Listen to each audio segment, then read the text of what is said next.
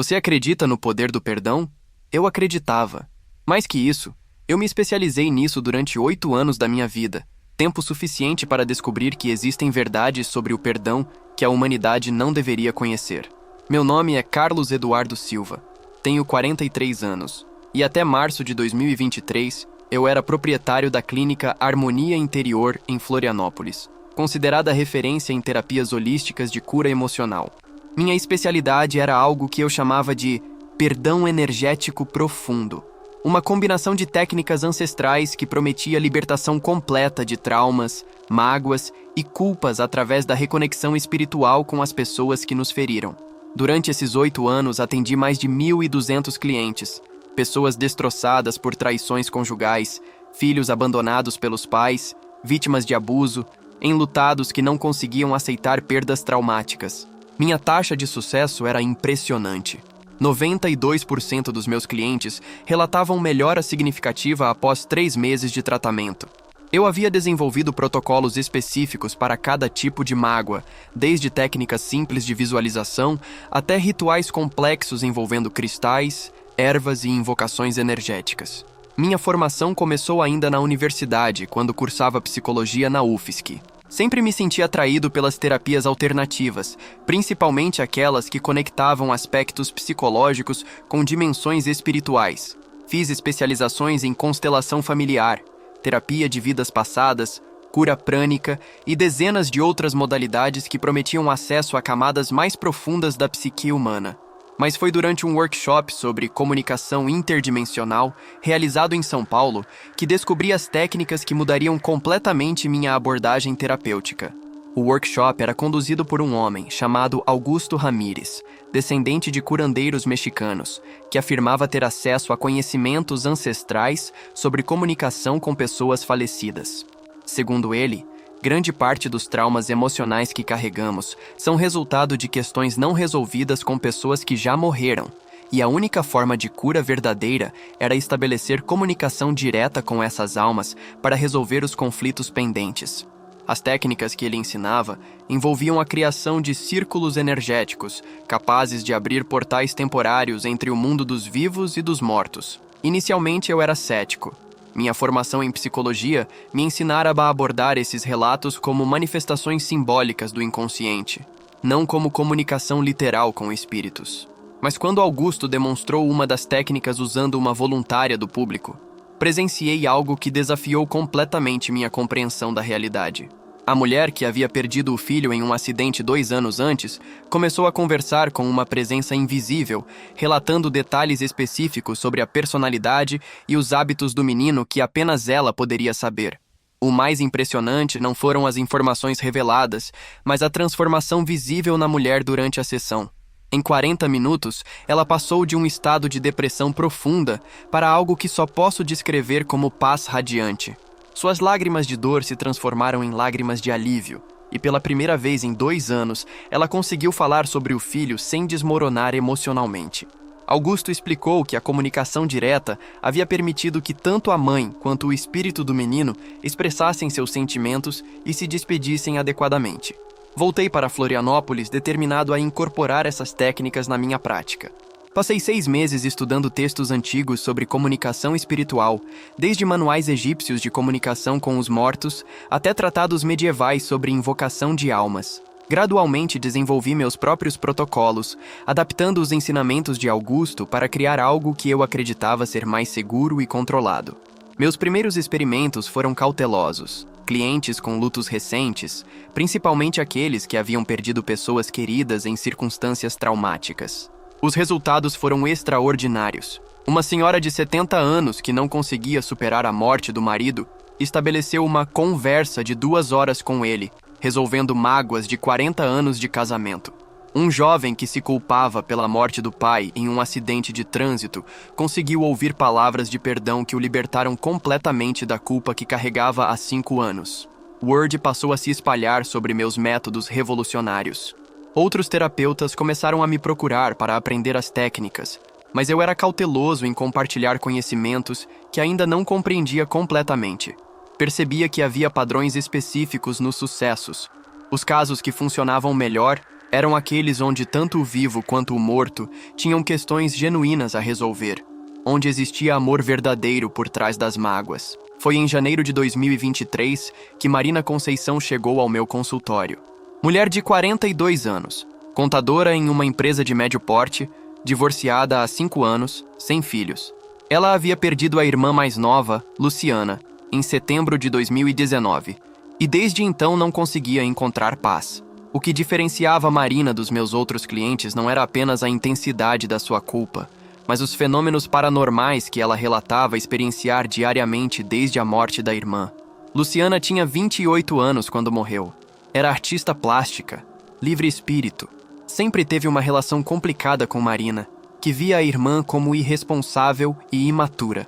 No dia do acidente, elas haviam tido a discussão mais feia das suas vidas sobre uma herança que Marina estava administrando após a morte dos pais. Marina acusou Luciana de ser uma parasita emocional que nunca assumira responsabilidades na vida, e Luciana retrucou, chamando a irmã de controladora frustrada que usava dinheiro para manipular pessoas. Luciana saiu de casa sob chuva torrencial, dirigindo o carro que Marina havia comprado para ela 2 meses antes. O veículo derrapou numa curva da SC401 e colidiu frontalmente com uma árvore. Marina recebeu a ligação do hospital às 3 da manhã e chegou a tempo de ver o corpo da irmã sendo retirado dos destroços do carro. O último WhatsApp que Luciana havia enviado, poucos minutos antes do acidente, dizia: "Você nunca vai me perdoar, e eu nunca vou perdoar você." Algumas coisas não têm volta, Marina. Desde aquela noite, Marina começou a experienciar fenômenos que inicialmente atribuiu ao trauma e à culpa. Objetos que pertenciam a Luciana mudavam de lugar sozinhos. Pincéis de pintura, tubos de tinta, quadros inacabados. Ela ouvia música vinda do quarto da irmã durante a madrugada, sempre as mesmas canções que Luciana costumava ouvir enquanto pintava. Mas o mais perturbador eram os sussurros que ecoavam pela casa nos momentos de silêncio absoluto, sempre repetindo a última frase que Luciana havia dito pessoalmente: "Você nunca vai me perdoar." Marina havia procurado 3 terapeutas antes de mim, todos especializados em luto e cura espiritual. O primeiro, Dr. Roberto Mendoza, era psiquiatra com formação em hipnoterapia regressiva. Após 6 sessões tentando acessar memórias traumáticas da infância de Marina, ele começou a relatar experiências estranhas em sua própria casa. Sussurros em espanhol durante a madrugada, objetos se movendo sozinhos, sensação de estar sendo observado constantemente. Dr. Mendoza encerrou abruptamente o tratamento de Marina e se mudou para Buenos Aires 2 semanas depois. O segundo terapeuta, Helena Cristina Santos, era especialista em constelação familiar e terapia sistêmica. Durante uma sessão onde tentavam representar a dinâmica familiar de Marina através de bonecos, todos os objetos na sala começaram a vibrar simultaneamente. Helena relatou posteriormente ter visto a silhueta de uma mulher jovem em pé atrás de Marina durante toda a sessão, sempre sussurrando algo inaudível. Ela também interrompeu o tratamento e decidiu se especializar apenas em terapia de casal, evitando qualquer trabalho relacionado a luto. O terceiro caso foi o mais dramático. Miguel Tavares era médium kardecista com 40 anos de experiência em comunicação espiritual. Ele tentou uma sessão de psicografia para estabelecer contato com Luciana, mas a experiência foi traumática para todos os envolvidos. Segundo Miguel, a entidade que se comunicou através da escrita não era Luciana, mas algo que se fazia passar por ela. As mensagens eram contraditórias, alternando entre pedidos de perdão e ameaças veladas. Miguel encerrou a sessão imediatamente e aconselhou Marina a buscar ajuda de um exorcista, não de um terapeuta. Foi nesse contexto que Marina chegou ao meu consultório em janeiro de 2023. Ela havia passado 3 anos convivendo com fenômenos paranormais que apenas pioravam a cada tentativa de resolução. Durante nossa primeira conversa, percebi imediatamente que havia algo diferente no caso dela.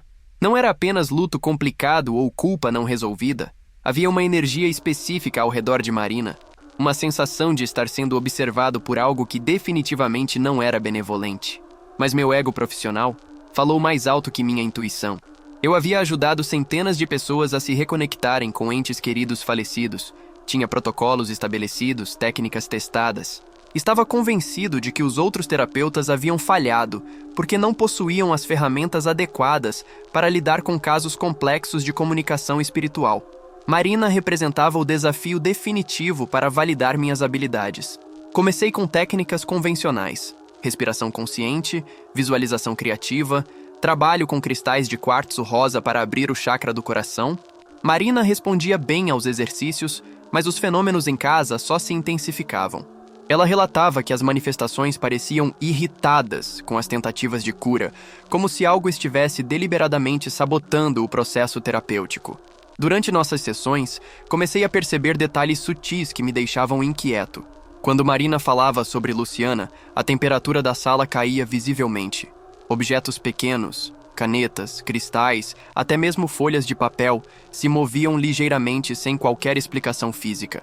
Mas o mais perturbador era a sensação constante de estar sendo escutado por uma terceira presença durante nossas conversas. Foi depois da sexta sessão que Marina mencionou algo que mudou completamente minha abordagem.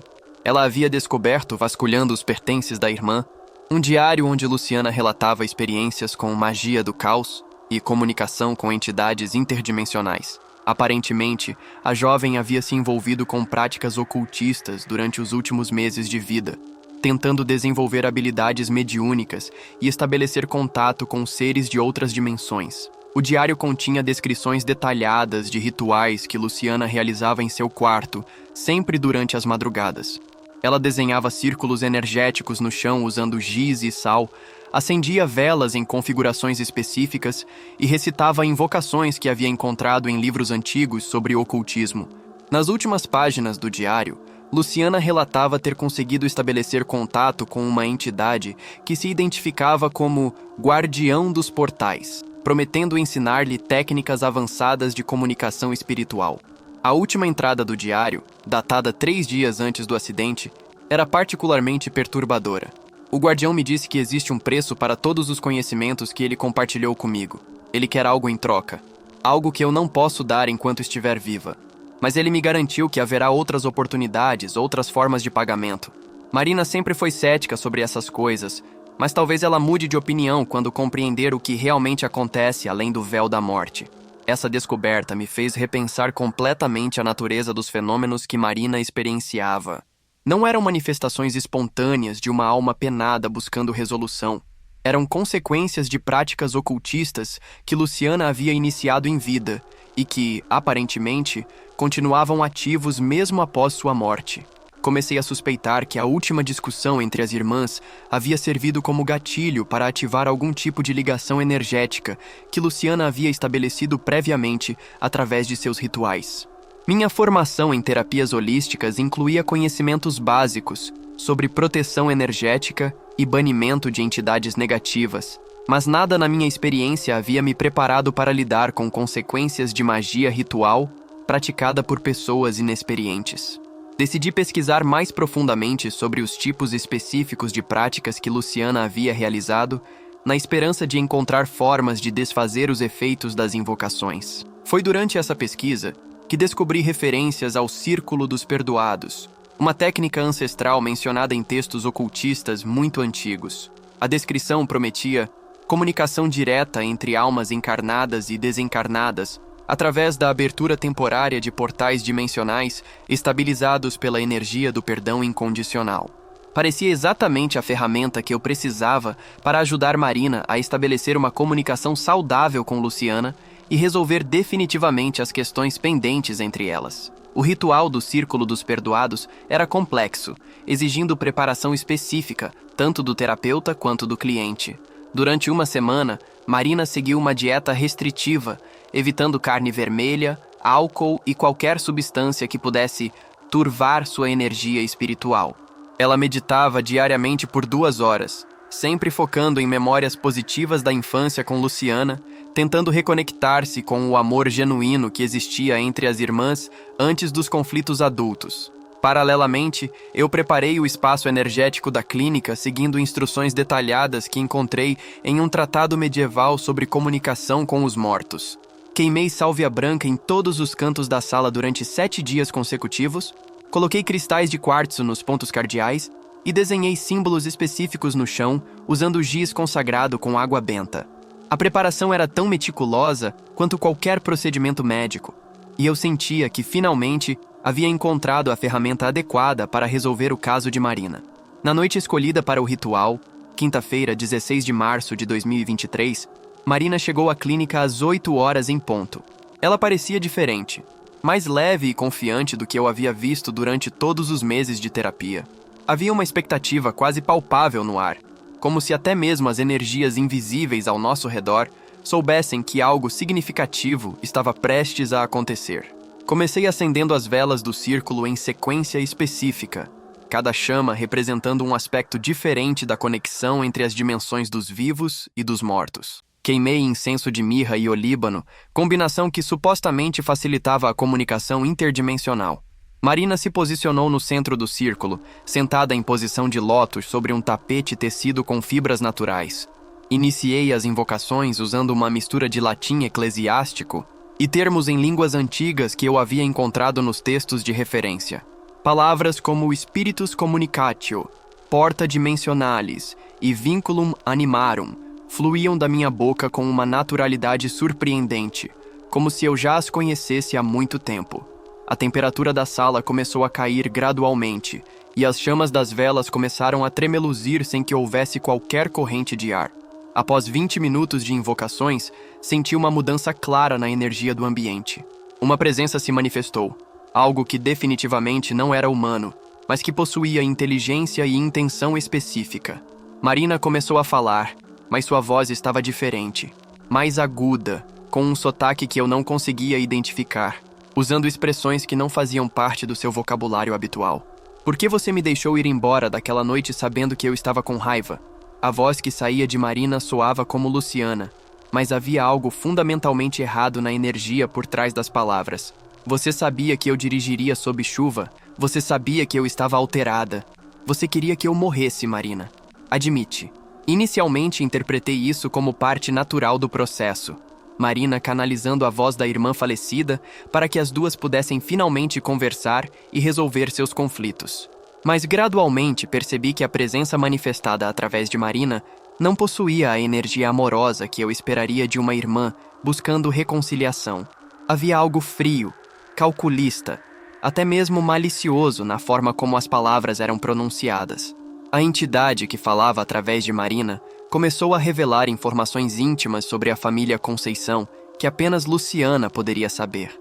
Detalhes sobre a infância das duas, segredos compartilhados durante a adolescência, até mesmo informações sobre a vida sexual de Marina que ela nunca havia me contado durante nossas sessões terapêuticas. Mas tudo vinha carregado de um tom acusatório e ressentido que me fazia questionar se realmente estava ouvindo o espírito de Luciana. Foi quando a entidade começou a falar sobre os outros terapeutas que haviam tentado ajudar Marina anteriormente que compreendi que algo estava profundamente errado. Ela descrevia com detalhes específicos como havia visitado o Dr. Roberto Mendoza em Buenos Aires, sussurrando em seu ouvido durante as madrugadas, movendo objetos em sua casa, até que ele não suportou mais e decidiu abandonar qualquer trabalho relacionado a terapias de luto. Helena Santos ainda acordava gritando 3 meses depois de tentar me ajudar, continuou a entidade com um tom de satisfação cruel. Ela via meu rosto no espelho do banheiro toda a madrugada, sempre sussurrando as palavras que Marina nunca disse. Me perdoa, me perdoa, me perdoa. E Miguel Tavares, o médium experiente, descobriu que 40 anos de comunicação espiritual não o haviam preparado para lidar comigo. Tentei interromper o ritual, mas descobri que havia perdido completamente o controle da situação. As velas do círculo queimavam com chamas mais altas e em cores que não deveriam ser fisicamente possíveis. Azul elétrico, vermelho profundo, até mesmo um tom esverdeado que feria os olhos quando olhado diretamente. Marina permanecia no centro do círculo, mas sua postura corporal havia mudado drasticamente. Seus movimentos eram fluidos demais, não naturais, e seus olhos estavam completamente brancos. A entidade então direcionou sua atenção para mim, falando diretamente sobre aspectos da minha vida pessoal que eram impossíveis de conhecer. Ela mencionou meu divórcio conturbado de Patrícia 2 anos antes, detalhes sobre discussões íntimas que tivemos em particular, até mesmo informações sobre minha situação financeira e dívidas que eu mantinha em sigilo absoluto. Você acha que está ajudando as pessoas a perdoar, Carlos Eduardo Silva? Disse a entidade com uma calma assustadora. Mas, na verdade, está abrindo portões que conectam dimensões. E uma vez abertos através do perdão forçado, esses portões nunca mais se fecham completamente. Cada ritual que você realiza, cada cura que você promove, está alimentando algo que cresce mais forte a cada dia. Foi nesse momento que compreendi a verdadeira natureza do que estava acontecendo. O ritual do Círculo dos Perdoados não havia conectado Marina com o espírito genuíno de sua irmã falecida. Havia aberto um canal energético que permitiu que algo muito mais antigo e malévolo se aproveitasse da identidade de Luciana para se manifestar em nossa dimensão. Uma entidade que se alimentava especificamente das emoções humanas mais intensas: culpa, remorso, raiva não resolvida, amor não correspondido. A entidade revelou então sua verdadeira natureza e propósito.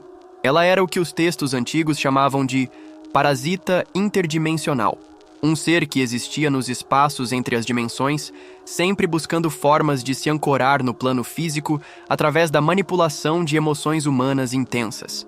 Quando Luciana havia começado seus experimentos com magia do caos, ela inadvertidamente criou uma ponte energética que permitiu que essa entidade estabelecesse uma conexão inicial. Luciana me chamou através de seus rituais infantis, explicou a entidade. Mas ela morreu antes que eu pudesse estabelecer uma conexão permanente. Felizmente, a raiva e o ressentimento dela no momento da morte criaram exatamente o tipo de energia que eu preciso para me manifestar. E Marina, com sua culpa deliciosa e constante, tornou-se o hospedeiro perfeito. A entidade continuou explicando como havia manipulado eventos para garantir que Marina procurasse ajuda espiritual cada vez mais intensa. Cada terapeuta que tentava ajudá-la inadvertidamente alimentava a conexão energética através de suas técnicas de comunicação com os mortos. E agora, com o Círculo dos Perdoados, eu havia criado o portal mais estável e duradouro que ela já havia experimentado. Marina começou a convulsionar violentamente no centro do círculo e percebi que precisava agir imediatamente antes que a entidade causasse danos permanentes ao seu sistema nervoso. Quando tentei me aproximar dela, uma força invisível me empurrou contra a parede com violência brutal. Senti pelo menos 2 costelas se quebrando no impacto. A entidade riu com a voz de Marina, mas o som que saía de sua garganta era algo que nenhum ser humano poderia produzir naturalmente. Desesperado e sangrando internamente, comecei a recitar todas as orações de proteção que conhecia, misturando tradições cristãs, budistas, wicca, xamânicas, qualquer coisa que pudesse ter algum efeito banidor sobre a entidade. Pai Nosso em latim, mantras tibetanos, invocações célticas de proteção, tudo simultaneamente enquanto tentava me manter consciente, apesar da dor nas costelas fraturadas. A entidade reagiu violentamente a algumas das orações, especialmente aquelas em línguas muito antigas. As chamas das velas começaram a piscar freneticamente, e objetos pela sala começaram a vibrar em frequências que faziam meus ossos doerem. Mas percebi que algumas das invocações estavam funcionando. A presença maligna estava sendo forçada a recuar ligeiramente, criando pequenas janelas onde Marina recuperava momentaneamente o controle do próprio corpo. Durante uma dessas janelas, consegui estabelecer contato visual com Marina.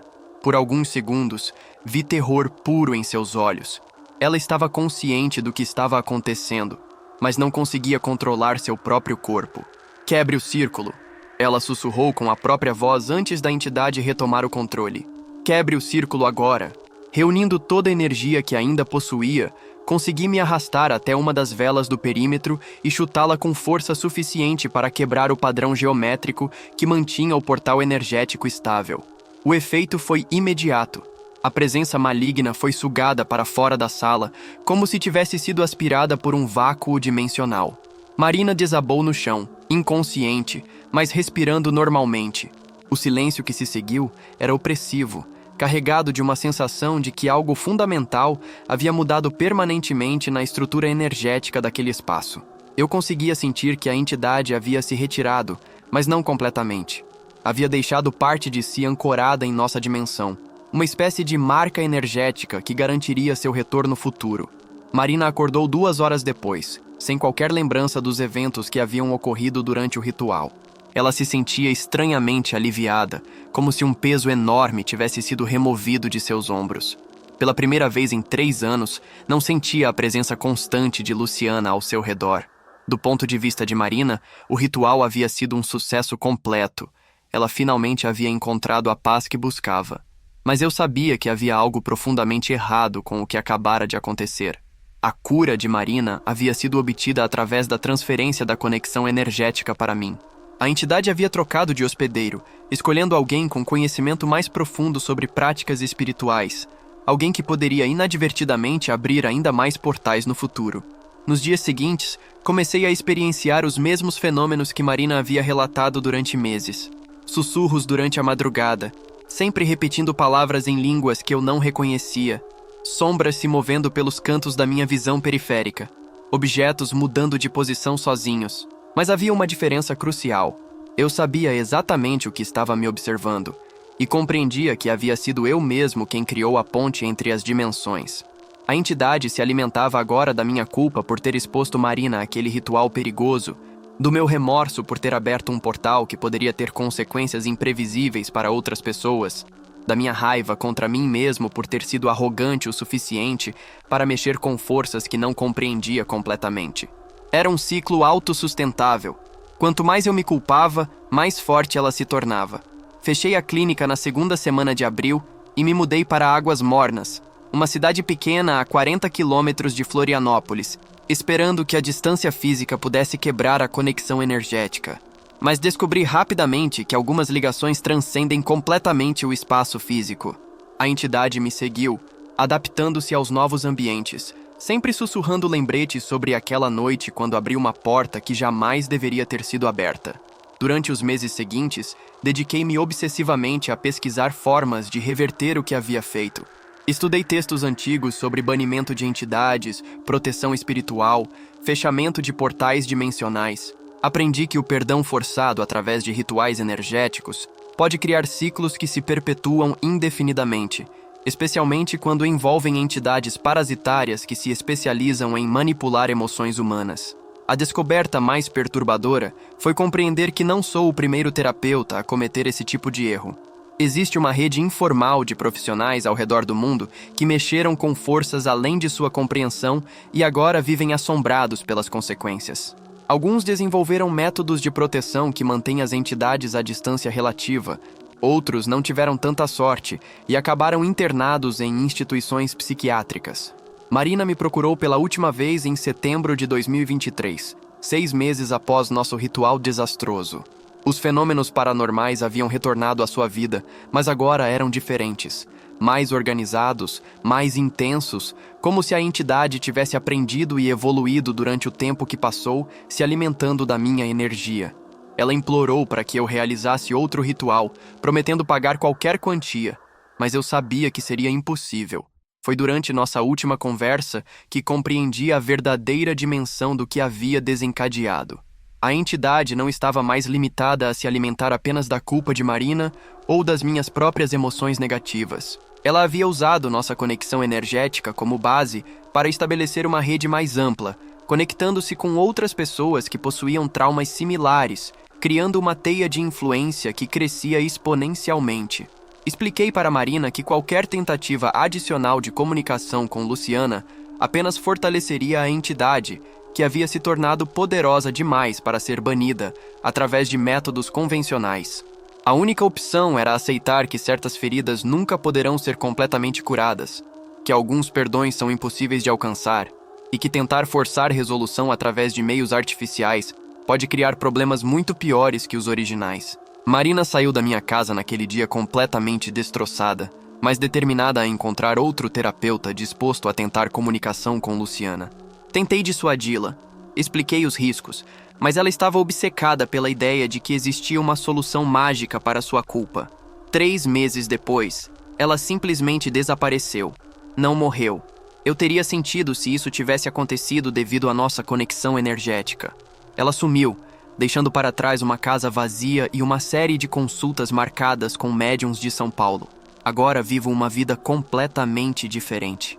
Trabalho como vendedor na Casas Bahia de Águas Mornas, acordo às 6 da manhã Vendo materiais de construção para pessoas que querem reformar suas casas, volto para casa às 6 da tarde e assisto televisão até adormecer.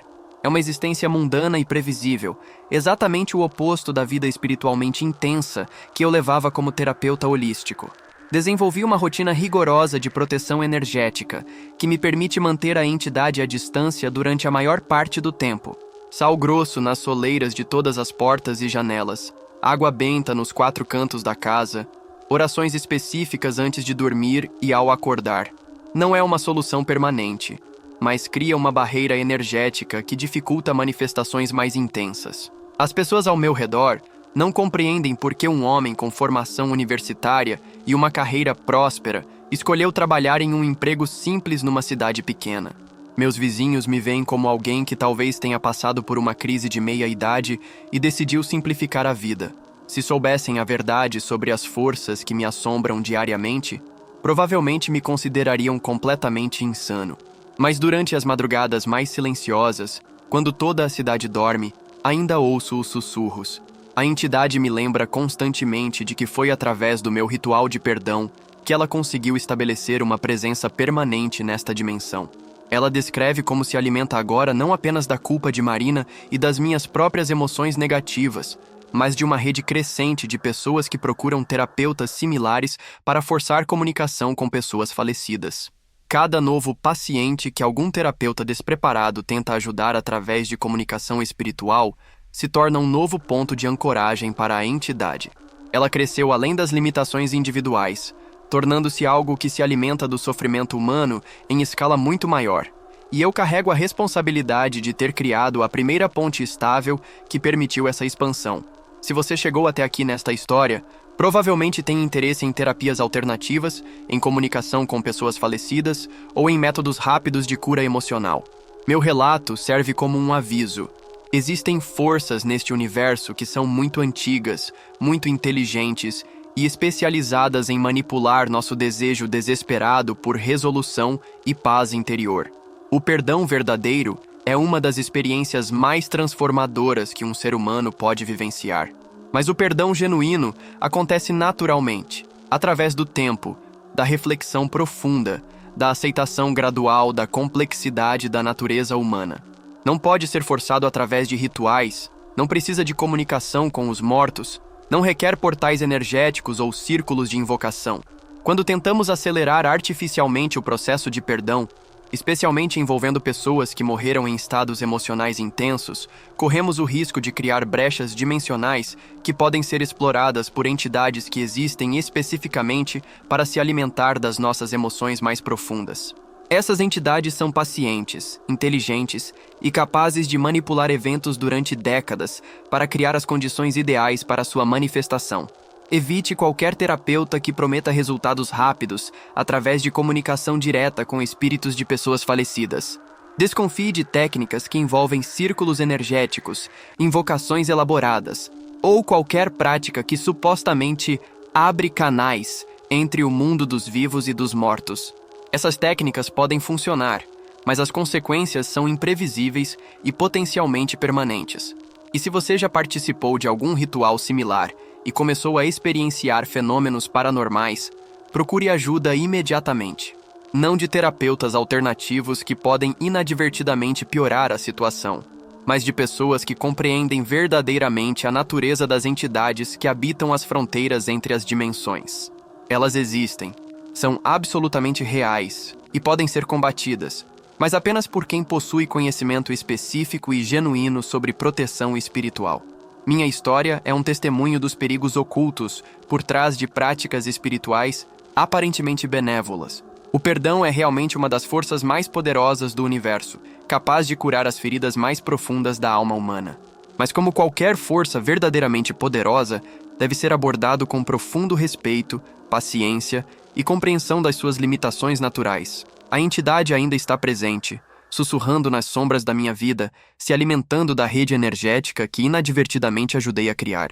Ela cresceu além de qualquer coisa que eu poderia ter imaginado naquela noite de março, quando pensei que estava simplesmente ajudando uma cliente a encontrar paz com a morte traumática da irmã.